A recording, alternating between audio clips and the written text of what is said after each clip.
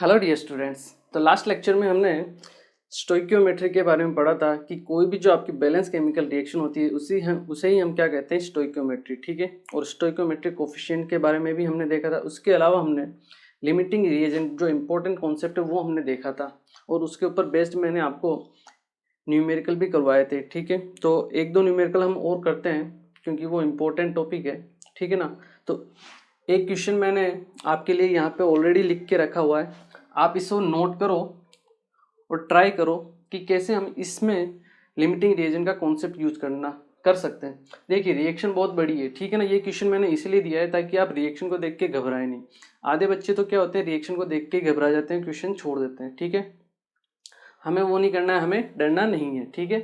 Reaction लिखी हुई है, आपको सब इन्फॉर्मेशन दी हुई है। मैं क्वेश्चन आपके लिए एक बार बोल लेता हूँ। ठीक है ना। ये आपकी रिएक्शन है, twice of Ki plus I2 plus 22 HNO3 gives you twice of HiO3 plus twice of KiO3 plus 22 NO2 plus 10 H2O। ये आपकी रिएक्शन है। इफ 3 मोल्स ऑफ Ki, आपको Ki के कितने मोल दिए हुए हैं, 3 मोल। 2 मोल्स ऑफ I2 के कितने मोल हैं, 2 mole. Are reacted with excess of HNO3, ये HNO3 आपका क्या एक्सेस में, ये कभी खत्म होने वाला नहीं है, ये है आपका एक्सेस। तो आपको क्या फाइंड आउट करना है, volume of NO2। Volume of NO2 आपको फाइंड आउट करना है एट एनटीपी। देखिए एनटीपी कुछ नहीं होता है, एनटीपी होता है नॉर्मल टेम्परेचर और प्रेशर। ठीक है। जैसे एसटीपी होता है स्टैंडर्ड टेम्परेचर एंड प्रेशर, वैसे एनटीपी होता है नॉर्मल टेम्परेचर एंड प्रेशर। ठीक है। कभी कभी किसी बुक में क्या ऐसा क्वेश्चन आ जाता है। ठीक है ना। तो आप अपने को एनटीपी को भी सेम लेके चलना है स्टैंडर्ड टेम्परेचर और प्रेशर के टर्म्स में। मतलब एनटीपी मतलब आपका 1 atm प्रेशर और टेम्परेचर 273 केल्विन। ठीक है। पहले एनटीपी यूज होता था, उसके बाद एसटीपी आया, और उसके बाद एसटीपी में भी प्रेशर 1 atm की जगह 1 बार यूज में ले लिया। ठीक है। लेकिन कभी कभी क्वेश्चन मिल जाते हैं तो कोई दिक्कत की वाली बात नहीं है उसमें। आपको एनटीपी को स्टैंडर्ड ही लेना है, एज ए मोल कॉन्सेप्ट के अंदर एसटीपी काउंट करना है। ठीक है। तो आप ये क्वेश्चन एक बार वीडियो पॉज करो और ट्राई करो, फिर मैं आपको ये क्वेश्चन सॉल्व करवाता हूँ। ठीक है। ओके। देखिए आई होप आप लोगों ने नोट किया होगा और पॉज करके ट्राई किया होगा। मैं एक बार और आपके लिए रिएक्शन लिख देता हूँ। Twice of Ki plus I2 plus 22 HNO3 जब रिएक्ट करते हैं तो आपके पास फॉर्म होता है twice of HiO3 plus twice KiO3 plus 22 NO2 plus 10 H2O। ठीक है। ये बैलेंस ऑलरेडी बैलेंस रिएक्शन आपको दी हुई है, कोई दिक्कत नहीं है। ठीक है। अब आपको Ki के कितने मोल दिए हुए हैं, 3 मोल, I2 के 2 मोल, और ये क्या आपका एक्सेस। तो एक्सेस से अपने को लेना देना ही नहीं है। क्यों? क्योंकि वो रिएक्शन में आपके कभी भी कंप्लीट होने वाला नहीं है। ठीक है। देखिए ठीक है, ये आपके कभी भी कंप्लीट होने वाला नहीं है। अब हमें निकालना LR। अब लिख के मत निकालो, ऐसे verbally 3 mole divide by stoichiometric coefficient 3/2। 3/2 means 1.5। 2 इसका कोफिशिएंट 1, 2/1 मतलब 2। ये है 1.5 और ये है 2। LR कौन हुआ, लीस्ट वाला, मतलब ये आपका क्या है, LR। आगे ना वर्बली हो गया ना।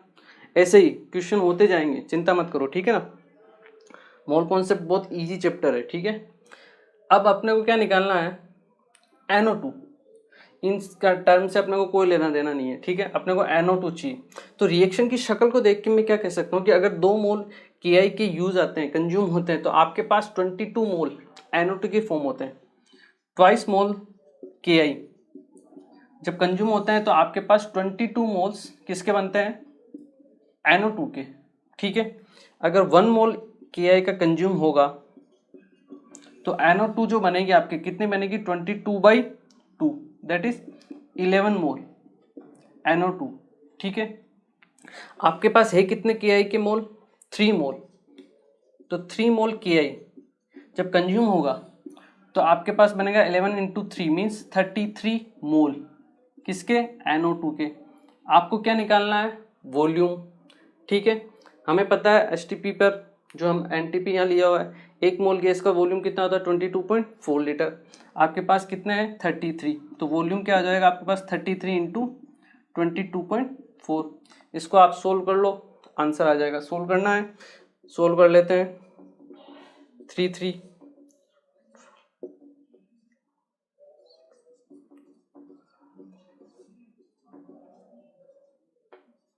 ये आपके पास आ जाएगा 739.2 लीटर, ये आपका वॉल्यूम।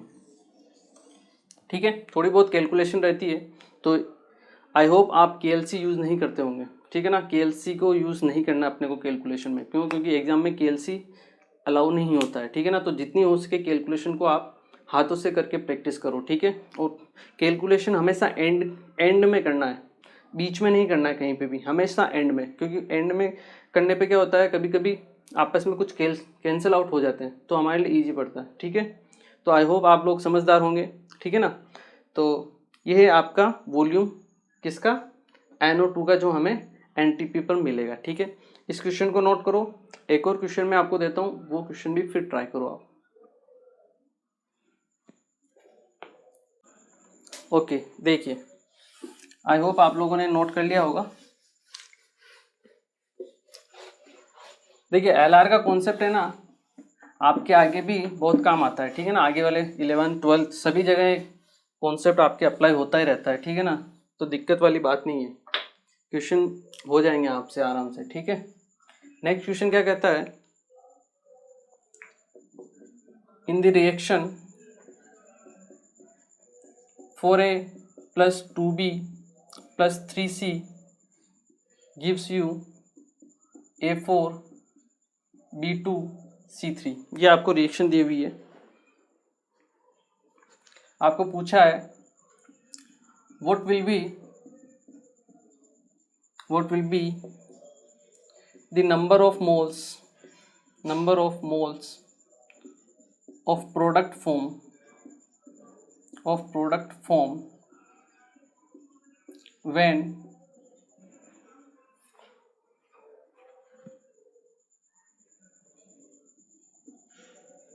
2 moles of A,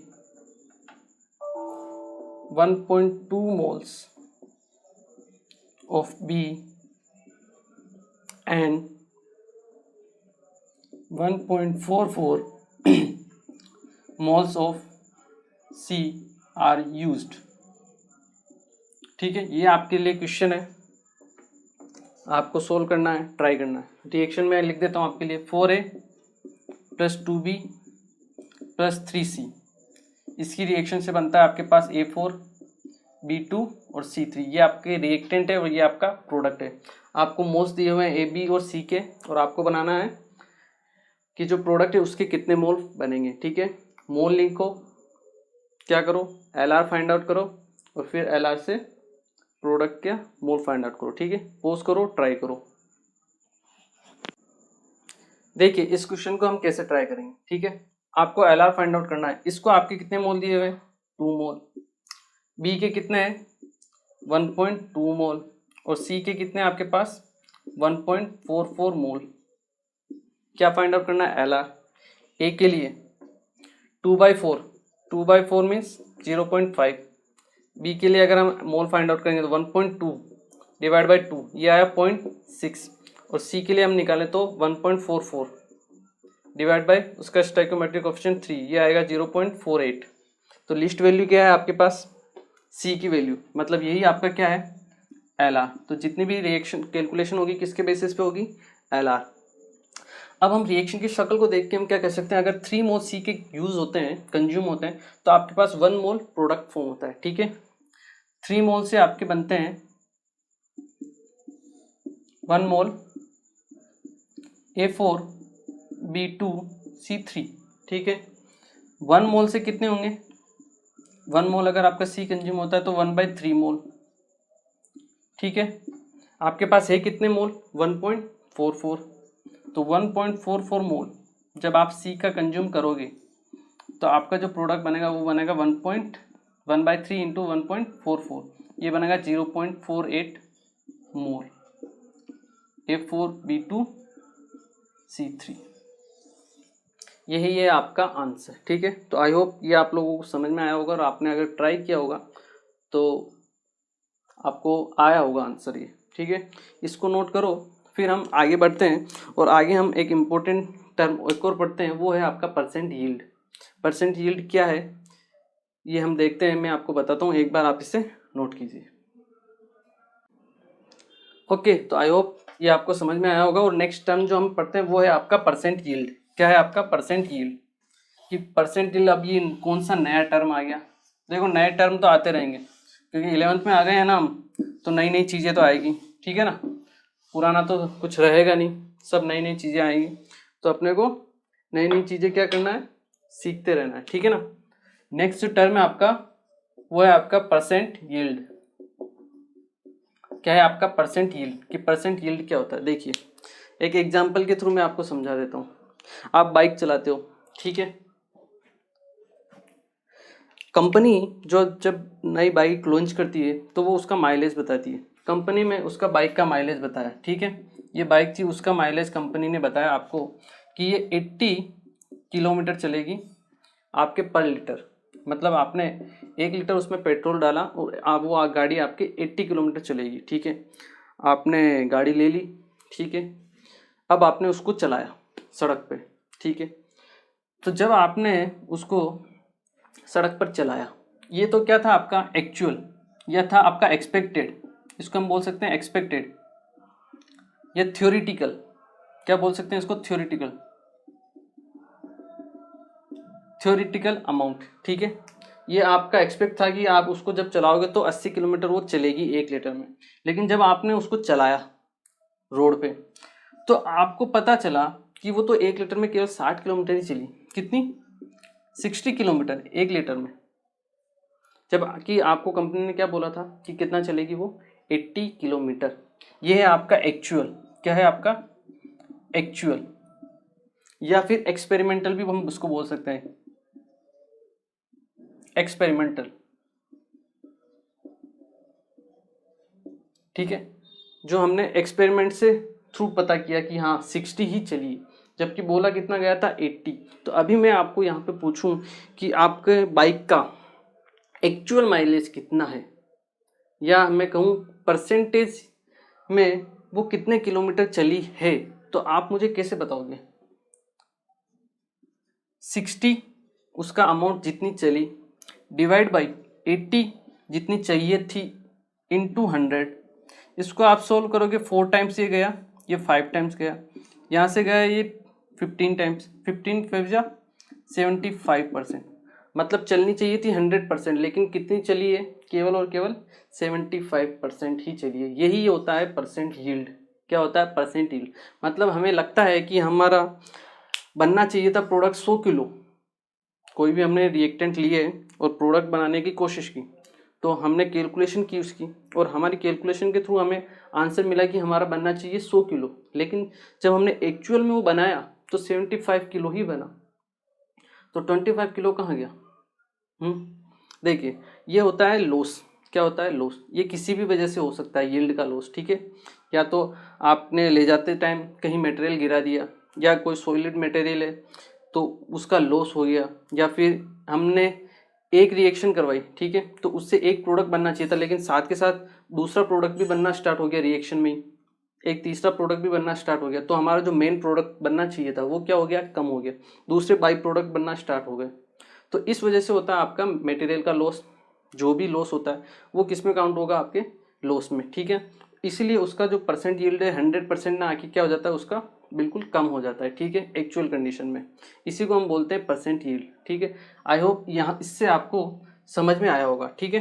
तो अगर हम यहाँ से परसेंट यील्ड का फॉर्मूला निकालने की कोशिश करें कि परसेंट यील्ड का फॉर्मूला क्या होगा, तो आप बता सकते हो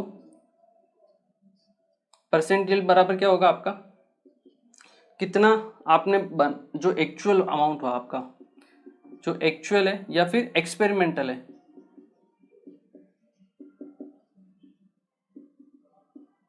एक्सपेरिमेंटल यील्ड डिवाइड बाय जो आपका एक्सपेक्टेड था। एक्चुअल कितना है? 60, एक्सपेक्टेड कितना था? 80 एक्सपेक्टेड, और या फिर हम इसको क्या बोल सकते हैं? थ्योरिटिकल।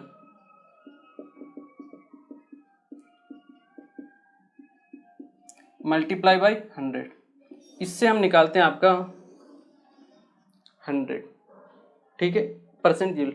इसको हम सिंपल टर्म में भी याद रख सकते हैं। देखो इसके लिए मैं आपको एक न्यूमेरिकल करवाता हूँ, ठीक है, इसको समझाने के लिए मैं आपको एक क्या करवाता हूँ, एक न्यूमेरिकल करवाता हूँ यहीं पे, ठीक है। आपको CaCO3 दिया हुआ है, क्या दिया हुआ है आपको, CaCO3 20 ग्राम, ठीक है। इसकी जब रिएक्शन आप करवाते हो, इसको या हीट करवाते हो, तो आपको बनता है CaO solid plus CO2 gas, और सपोज करो ये 5 ग्राम बनती है CO2, ठीक है। अब हम, ये तो था आपने रिएक्शन करवाई, ठीक है, कि आपने CaCO3 लिया, उसको हीट करवाया, आपको CaO मिला और CO2 गैस मिली, और CO2 गैस को जब आपने कैलकुलेट किया तो आया कितना आपका 5 ग्राम। ये है आपका एक्चुअल जो एक्सपेरिमेंटल, ये वो अमाउंट रहता है जो क्वेश्चन में दिया हुआ रहता है, गिवन इन क्वेश्चन। क्यों? क्योंकि एक्सपेरिमेंट तो हमने करवाया है नहीं, एक्सपेरिमेंट तो हम करवाते नहीं है पेपर में, तो जो एक्चुअल अमाउंट होता है, जो एक्सपेरिमेंटल जो डेटा होता है, वो हमें क्वेश्चन में दिया हुआ रहता है। हम कौन सा बता सकते हैं, एक्सपेक्टेड या थ्योरेटिकल, कि कितना बनना चाहिए था, और ये हम किससे बताते हैं, स्टोइक्योमेट्री से। किससे? स्टोइक्योमेट्री से, कैलकुलेटेड फ्रॉम स्टोइक्योमेट्री।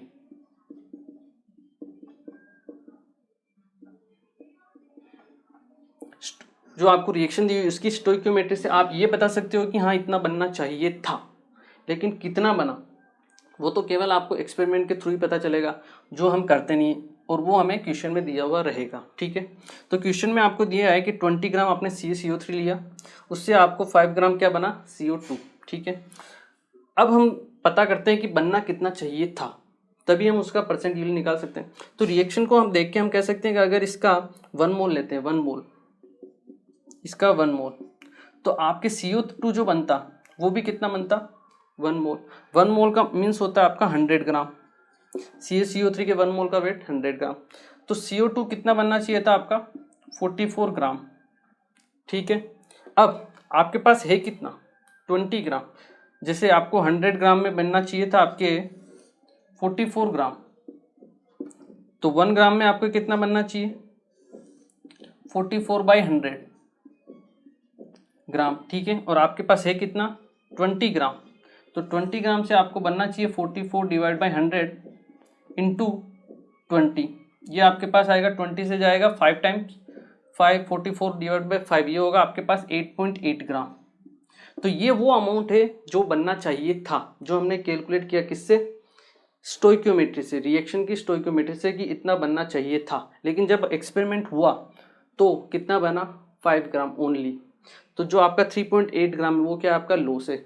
यहाँ से हम परसेंटेज यील्ड निकालें, क्या निकाले, परसेंट यील्ड।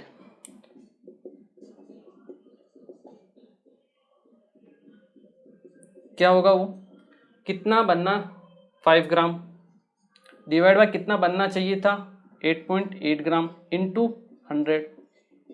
इसको आप सोल्व कर लो, आपको परसेंट यील्ड मिल जाएगा, ठीक है। आया समझ में? तो आप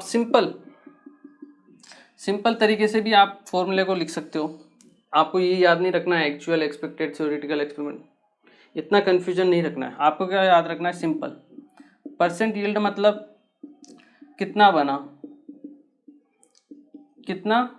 बना डिवाइड बाई कितना बनना चाहिए था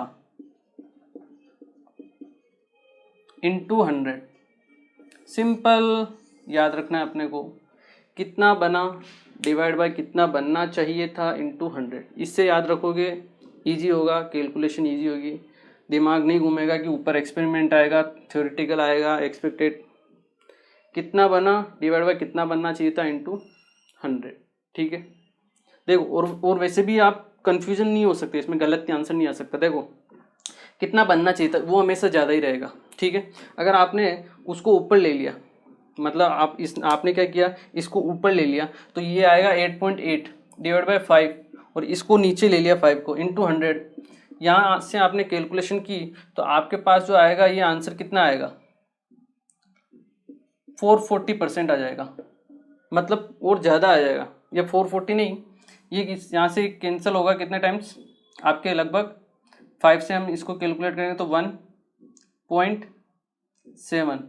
1.7 से आसपास करेगा, और इंटू 100 करेंगे तो 170%। अब 170% तो यील्ड हो नहीं सकता, 100% तो ऊपर जाएगा नहीं, तो ये तो आपके आंसर आएगा गलत। ठीक है, तो आपको पता चल जाएगा कि आंसर गलत है, हमने वैल्यू क्या लिए, गलत लिए, उल्टी ले लिए।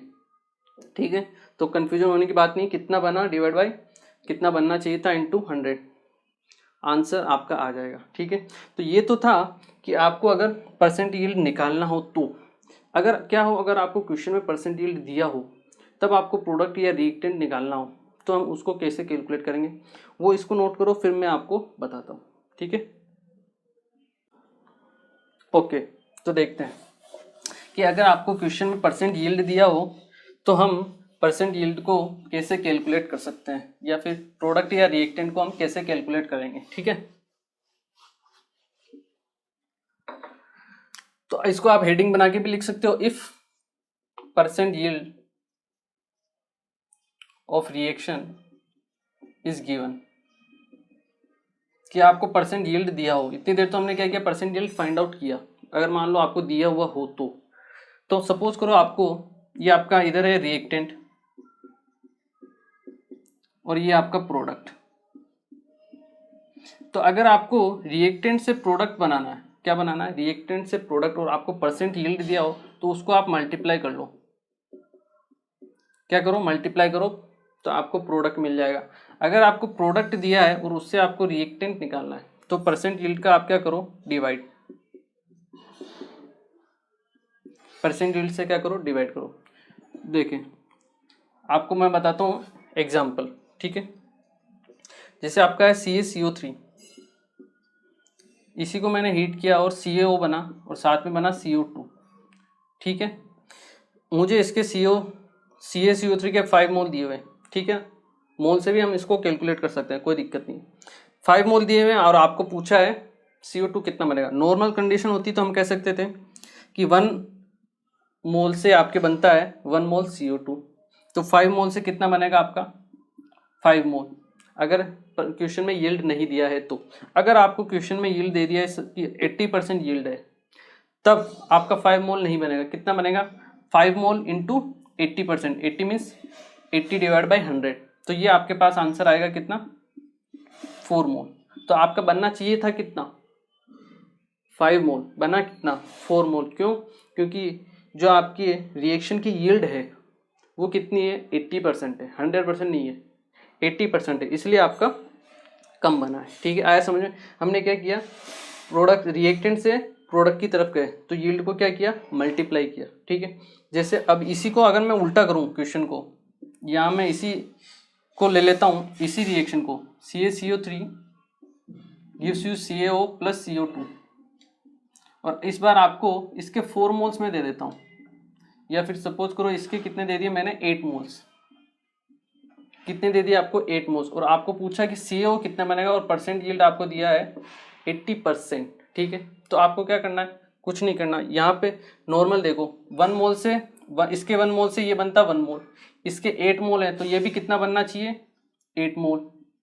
ठीक है, ये तो तब जब 100% होता है कितना, 80%। तो यहाँ मल्टीप्लाई किया, यहाँ क्या करो आप, डिवाइड करो, किससे, 80% से, मीन्स 80 डिवाइड बाई 100, ये 100 ऊपर चला जाएगा तो 8 डिवाइड बाई 80 इंटू 100, कैंसिल करो, 10 यहाँ से गया ये 10, मतलब आपके CaCO3 के कितने मोल आ गए, 10 मोल। आप कैलकुलेट भी कर सकते हो, 1 मोल से 1 मोल बनना चाहिए, तो इसके 10 मोल से कितना बनना चाहिए, 10 मोल। अगर ये 100% होता तो है कितना, 80%, तो बना कितना, 8 मोल, मतलब हमारा 10 मोल जो आंसर करेक्ट है एब्सोल्युटली। ठीक है, तो इस तरीके से आपको अगर परसेंट यील्ड दिया हो और रिएक्टेंट और प्रोडक्ट के बारे में पूछे तो वो भी हम कैलकुलेट कर सकते हैं। इसको नोट करो, फिर इसके ऊपर हम बेस्ट कुछ न्यूमेरिकल कर लेते हैं 2-3, और इसको और अच्छे तरीके से समझते हैं। ठीक है, इसको नोट कीजिए। ओके, देखिए इसके ऊपर बेस्ट हम एक न्यूमेरिकल कर लेते हैं 2-3, ताकि आपकी क्या हो जाए, अच्छे से प्रैक्टिस हो जाए। ठीक है, देखिए न्यूमेरिकल करने से प्रैक्टिस होती है। न्यूमेरिकल करने से क्या है, अगर कुछ समझ में भी नहीं आता है ना थ्योरी में, तो भी न्यूमेरिकल को देख के हम समझ सकते हैं कि कैसे क्वेश्चन को सोल्व करना है। ठीक है, क्वेश्चन क्या कहता है, क्वेश्चन ये कहता है आपका if 0.4 mole PCl5 combines with 1.8 mole H2O, ठीक है, if 65.7 gram HCl is formed, then calculate the percent yield of the reaction। ठीक है, तो ये आपको फाइंड आउट करना है परसेंट यील्ड। ये हमने अभी देख लिया था कि यील्ड कैसे फाइंड आउट करते हैं, कितना बना डिवाइड बाय कितना बनना चाहिए था इनटू 100। कितना बना क्वेश्चन ने दिया है 65.7 ग्राम बना है, कितना बनना चाहिए था वो हमें निकालना है। कैसे, रिएक्शन से निकालना पड़ेगा। रिएक्शन लिखिए PCl5 प्लस H2O, इस रिएक्शन से आपके बनेगा H3PO4 और साथ में बनेगा आपका HCl।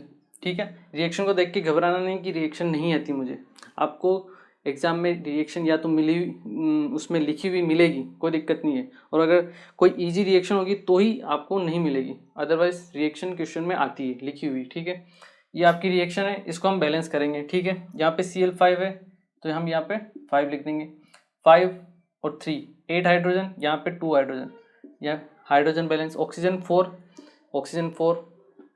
फास्फोरस 1 ठीक है, इसका मतलब ये हो गया आपकी बैलेंस केमिकल रिएक्शन। अब आपको क्या क्या दिया हुआ है, इसके दिए हैं 0.4 मोल, ठीक है, इसके दिए हैं आपको 1.8 मोल, और आपको क्या निकालना है, इसका वेट दिया हुआ है कितना 65.7 ग्राम।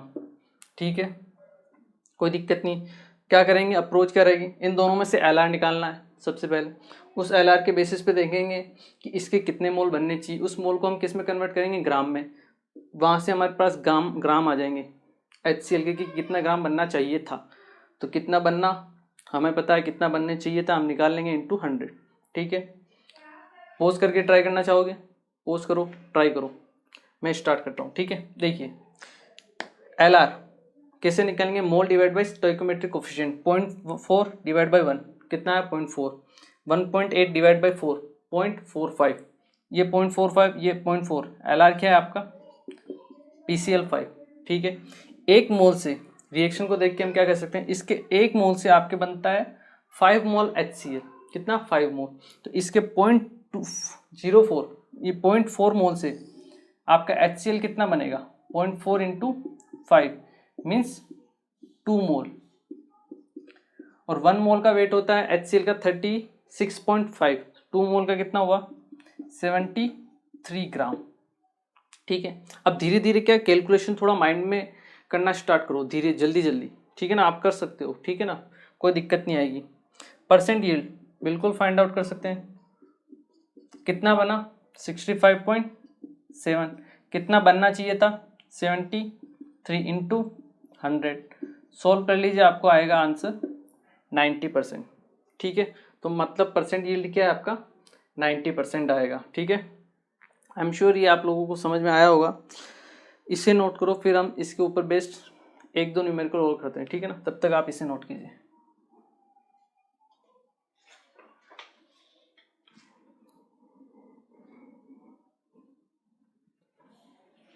ओके, देखिए एक और न्यूमेरिकल हम देख लेते हैं इसी के ऊपर। ठीक है, क्वेश्चन क्या कह रहा है, what mass of CO2 will be formed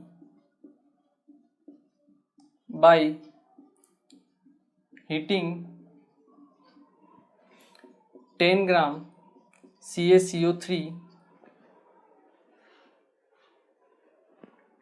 with 40% yield of the reaction। ठीक है, ये आपका क्वेश्चन है। इसमें आपको क्या है, यील्ड दी हुई है, यील्ड पहले से दी हुई है। आपको क्या फाइंड आउट करना है, CO2 का मास की कितनी बनेगी। देखिए कैल्शियम कार्बोनेट, इसको जब हम हीट करते हैं तो आई एम श्योर आपको ये रिएक्शन अब याद हो चुकी होगी कि ये बनेगा आपका CaO solid plus CO2 gas, ठीक है, ये भी आपका सॉलिड। यील्ड कितना है आपका 40%, ठीक है। What mass of CO2 will be form, इसका मास हमें फाइंड आउट करना है। हीटिंग 10 ग्राम, इसका कितना दिया हुआ है 10 ग्राम, 10 ग्राम से इसका मोल निकालो, कितना आएगा 0.1 मोल, ठीक है। कितना बनेगा CO2 निकाल लेते हैं। इसके 1 मोल से कितना बनता 1 मोल, 0.1 से कितना बनेगा 0.1 मोल। कब, जब यील्ड कितनी होती है 100%, है कितनी 40%, तो बनेगा कितना 40/100। मैंने आपको बताया था रिएक्टेंट से अगर प्रोडक्ट बनाना है तो यील्ड का क्या करते हैं मल्टीप्लाई करते हैं, ठीक है। ये मल्टीप्लाई करो, क्या आंसर आएगा आपके पास 0.04, ये हुआ मोल। आपको क्या निकालना है मास, क्या करो इससे मल्टीप्लाई कर दो, किससे, इसके मोलर मास से। कितना होता है CO2 का मोलर मास 44, आपके पास आंसर आ जाएगा 1.76 ग्राम। यही है आपका आंसर, ठीक है। आई होप ये आप लोगों को समझ में आया होगा, ठीक है, आया है ना। देखो एक क्वेश्चन और मैं लिखता हूँ आपको, आप ये क्वेश्चन भी नोट करो और ये क्वेश्चन भी ट्राई करो, ठीक है, दोनों हम एक साथ करते हैं। क्वेश्चन क्या कर रहा है, calculate the mass of KClO3 required, calculate the mass of KClO3 required to produce 1.49 gram KCl, 1.49 gram KCl with 40% yield, with 40% yield of the reaction। आपको yield कितनी दी हुई है 40%, ये आपको निकालना है, ठीक है। वीडियो को पॉज करो, ट्राई करो, फिर मैं आपको बताता हूँ।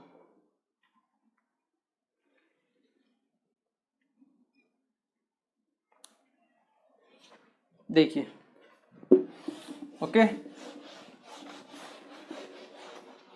देखो जब मैं बोलता हूँ ना वीडियो को पॉज करो, तो वीडियो को पॉज करना है आपको, ठीक है ना, और ट्राई भी करना है, ठीक है। इसका अगर हम सॉल्यूशन देखें, क्या कह रहा है आपको KClO3, सबसे पहले तो हम रिएक्शन लिख लेते हैं। तो आई एम श्योर ये आपको ये रिएक्शन भी याद हो गई होगी, KCl + 3O2, ये आपकी बैलेंस केमिकल रिएक्शन, ठीक है। Calculate the mass of KClO3, इसका मास आपको फाइंड आउट करना है, और इसका मास आपको दिया है कितना 1.49 ग्राम, ठीक है, 40% यील्ड। अब देखिए लास्ट क्वेश्चन में क्या था, आपको इसके बारे में दिया हुआ था, रिएक्टेंट के बारे में और प्रोडक्ट के बारे में पूछ रहा था, लेकिन इस बार आपको प्रोडक्ट के बारे में मास दिया हुआ है और आपको क्या पूछा है रिएक्टेंट का मास, मतलब आपको उल्टा जाना है। तो यील्ड का क्या होता है डिवाइड, जब आप रिएक्टेंट से प्रोडक्ट फाइंड आउट करते हो तो यील्ड का मल्टीप्लिकेशन होता है, जब आप प्रोडक्ट से रिएक्टेंट में मास फाइंड आउट करोगे तो क्या करोगे यील्ड का डिवीजन, ठीक है। देखो सिंपल, यहाँ से इसके मोल निकाल लो, 1.49 मास अपॉन मोलर मास, इसका मोलर मास कितना होगा KCl का 74.5, यहाँ से आपके पास आ जाएगा आंसर कितना आएगा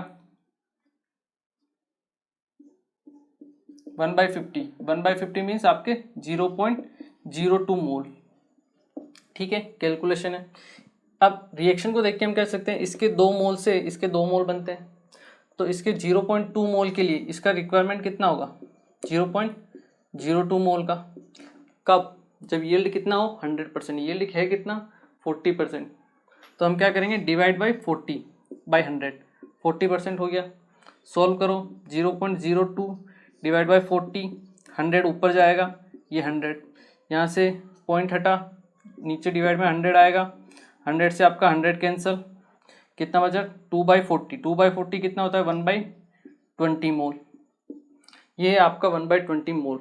आपको क्या निकालना है मास, क्या करो मल्टीप्लाई कर दो, किससे मोलर मास से। मोलर मास कितना होता है KClO3 का 122.5, देखिए आंसर आएगा 6.125 ग्राम के आसपास। ठीक है, तो आई एम श्योर ये भी आपको समझ में आया होगा। देखो क्वेश्चन क्या है, हर एक क्वेश्चन थोड़ा सा अलग अलग है, ट्रिकी है, ठीक है ना। तो जब आप थर्ड क्वेश्चन करोगे ना, तो आप दोबारा अगर फर्स्ट क्वेश्चन पे देखोगे तो आपको लगेगा यार फर्स्ट क्वेश्चन ईजी है, ठीक है ना। जैसे जैसे आगे बढ़ते जाओगे आपको पीछे वाले जो क्वेश्चन है वो ईजी लगने लगेंगे, ठीक है ना। तो फर्स्ट टाइम देख के घबराना नहीं है, ठीक है ना, कि आ नहीं रहा है। जब आप फिफ्थ पे पहुंचोगे तो आप जब फर्स्ट और सेकंड क्वेश्चन देखोगे तो आपको लगेगा यार ये तो ईजी है, ठीक है ना। हुए नहीं, क्यों नहीं हुए, वो नहीं होते हैं, कोई दिक्कत नहीं है। ट्राई करो, होंगे क्वेश्चन बनेंगे, आज नहीं तो दोबारा ट्राई करो, बनेंगे आपसे, ठीक है। इसको नोट करो। फिर हम इसके एक और नेक्स्ट टर्म हम पढ़ते हैं, वो होती है आपकी परसेंट प्यूरिटी। जो नेक्स्ट हमारा टॉपिक है वो है आपका परसेंट प्यूरिटी के बारे में, ठीक है। इसको नोट करो, फिर मैं आपको परसेंट प्यूरिटी के बारे में क्या होती है, उसको कैसे फाइंड आउट करते हैं, डिफाइन करते हैं, वो मैं आपको बताता हूँ, ठीक है। पहले आप इसे नोट कीजिए।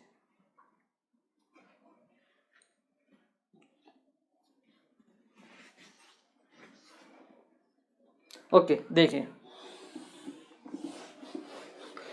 अब हमारा जो नेक्स्ट टर्म है वो है आपका परसेंट प्यूरिटी। परसेंट प्यूरिटी क्या होती है और उसको हम कैसे डिफाइन करते हैं वो हम देख लेते हैं कि परसेंट प्यूरिटी, लास्ट टर्म था परसेंट यील्ड, अब है आपका परसेंट प्यूरिटी। परसेंट प्यूरिटी, देखो परसेंट प्यूरिटी में क्या होता है, आपको एक सब्सटेंस दिया हुआ रहता है, ठीक है। सब्सटेंस उसमें क्या होता है, कुछ ना कुछ तो प्योर सब्सटेंस होगा और कुछ ना कुछ इम्प्योरिटी रहेगी, तभी जाके वो आपका, उसमें हम क्या निकालेंगे, प्यूरिटी फाइंड आउट करेंगे। तो सबसे पहले तो आपका कोई भी इम्प्योर सब्सटेंस रहेगा, क्या रहेगा आपका, इम्प्योर सब्सटेंस। अब इस इम्प्योर सब्सटेंस में आपको प्योर सब्सटेंस भी रहेगा, ठीक है। और इसी में आपके पास रहेगी इम्प्योरिटीज, क्या रहेगी, इम्प्योरिटीज। तो होता क्या है, अपने को फाइंड आउट करना पड़ता है प्योर सब्सटेंस की, उसमें प्योर सब्सटेंस कितना है, उसका परसेंटेज कितना है, ठीक है। इसके लिए सिंपल होता है, देखो प्योर सब्सटेंस को हम कैसे भी बता सकते हैं। इसका अगर हम निकालना हो फॉर्मूला, सिंपल फॉर्मूला होता है आपका परसेंट प्यूरिटी का, जो आप लोगों को आई एम श्योर आप नॉर्मल भी बता सकते हो कि मास कितना लिया हुआ है। हम निकाल सकते हैं मास of pure substance, mass of pure substance divide by mass of impure substance, mass of impure substance into आपको क्या करना है 100, ठीक है। ये है आपका परसेंट प्यूरिटी का फॉर्मूला, जो हमने मास परसेंट में यूज में लिया था। किसी भी एक एलिमेंट का मास कैसे हम फाइंड आउट करते हैं, किसी भी कंपाउंड में mass of that element, mass of pure substance divide by total mass, मतलब mass of impure substance total mass into 100। तो वही सेम का सेम फॉर्मूला है, कोई इसमें लोड नहीं लेना है, परसेंट प्यूरिटी ये होगी। तो इनको सोल्व हम कैसे करते हैं, देखो ऐसे क्वेश्चन में क्या है, आपको कुछ ना कुछ ब्लूप्रिंट दिया जाएगा, मतलब एक कहानी दी जाएगी, ठीक है। उस कहानी के अनुसार अपने को काम करना है। हमें केवल ये याद रखना है कि आपको जो रिएक्शन दी जाएगी उस प्रॉब्लम में, उसमें जो पार्टिसिपेट करेगा वो हमेशा प्योर सब्सटेंस पार्टिसिपेट करेगा। रिएक्शन जो आपकी इम्प्योरिटीज होती है वो कभी भी रिएक्शन में पार्टिसिपेट नहीं कर देगी, नहीं करेगी, ठीक है। ये चीज़ आपको याद रखनी है कि in reaction only pure substance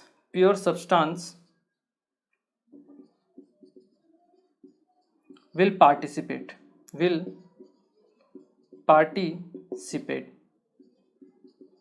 आपको केवल और केवल किसको, प्योर सब्सटेंस को ही पार्टिसिपेट करवाना है रिएक्शन में। आपकी जो भी इम्प्योरिटीज होगी वो रिएक्शन में पार्टिसिपेट नहीं करेगी। यही इस टाइप के जो भी क्वेश्चन होते हैं उनको सोल्व करने का तरीका होता है, ठीक है। तो इसके ऊपर मैं आपको एक क्वेश्चन लिखवा देता हूँ और फिर हम उस क्वेश्चन को ट्राई करते हैं, या फिर ऐसा करो आप इसको एक बार नोट कर लो, फिर मैं आपको क्वेश्चन लिखवा देता हूँ, ठीक है। देखिए अभी हम क्या करते हैं, इसके ऊपर बेस्ट न्यूमेरिकल कर लेते हैं कि कैसे हम इसके जो न्यूमेरिकल आएंगे उनको सोल्व करेंगे, ठीक है ना। देखिए क्वेश्चन क्या कहता है, क्वेश्चन ये कहता है 20 ग्राम KClO3 on heating gives 7.45 gram KCl along with oxygen O2। ठीक है, ये आपको दिया हुआ है। आपको क्या फाइंड आउट करनी है? Percent purity. Calculate the percent purity of KClO3, ये आपको फाइंड आउट करनी है। ठीक है, क्वेश्चन मैं करवा देता हूँ आपको। ठीक है, रिएक्शन लिखते हैं सबसे पहले। KClO3 क्या बनेगा आपका? KCl प्लस 3O2, ये आपके हो गए बैलेंस केमिकल रिएक्शन। ठीक है, क्या कह रहा है आपका? 20 ग्राम, ये इसका है 20 ग्राम। जब इसको हम हीट करते हैं तो आपको 7.45 ग्राम, कितना? 7.45 ग्राम KCl मिलता है अलॉन्ग विथ O2। ठीक है, आपको फाइंड आउट करनी है प्यूरिटी। सब्सटेंस का मास आपको दिया हुआ है। ठीक है, अब आपको निकालना है परसेंट प्यूरिटी। अब देखिए ये क्या है आपका? इम्प्योर सब्सटेंस है। ये जो आपका 20 ग्राम है, ठीक है, ये रिएक्शन करेगा इसके साथ। अब बात ये आती है कि ये जो रिएक्शन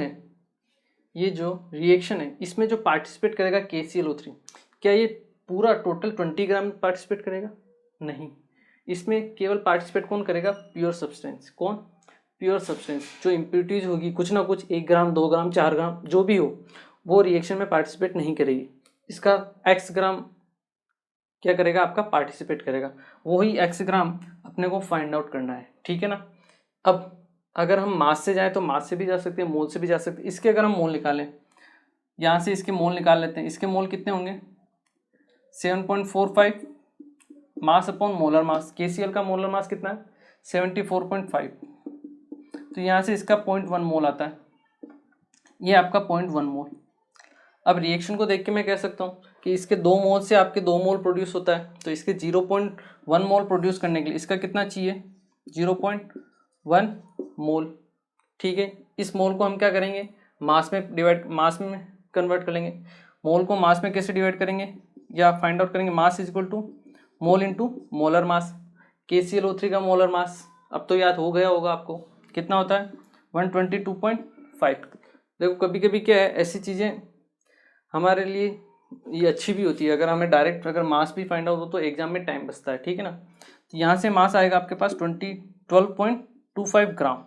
मतलब इस रिएक्शन में KClO3 कितना पार्टिसिपेट किया? 12.5 ग्राम। अपने को टोटल कितना दिया होता? 20 ग्राम। तो इम्प्योरिटीज हो गई जो बची हुई थी। तो यहाँ से अगर हमें परसेंट प्यूरिटी निकालनी है, वो कैसे निकालेंगे हम? 12.25 जो पार्टिसिपेट किया डिवाइड बाई टोटल 20 इंटू 100। इसको आप सोल्व कर लो, आपके पास आंसर आ जाएगा 61.25%। मतलब ये जो आपका सैंपल था वो कितना प्योर था? 61.25%। ठीक है, तो इस तरीके से हम परसेंट प्योरिटी के क्वेश्चंस को सोल्व कर सकते हैं। ठीक है, आई होप आप लोगों को समझ में आया होगा। एक क्वेश्चन और करते हैं, फिर बचे हुए क्वेश्चन हम नेक्स्ट क्लास में करेंगे। ठीक है ना, एक बार इसको नोट कर लीजिए। ओके, तो आई होप ये आप लोगों को समझ में आया होगा। ठीक है, एक न्यूमेरिकल और कर लेते हैं हम लास्ट इसके ऊपर बेस्ट, फिर बाकी हम नेक्स्ट क्लास में करेंगे। ठीक है ना। क्वेश्चन क्या कह रहा है आपका? क्वेश्चन कह रहा है ए 20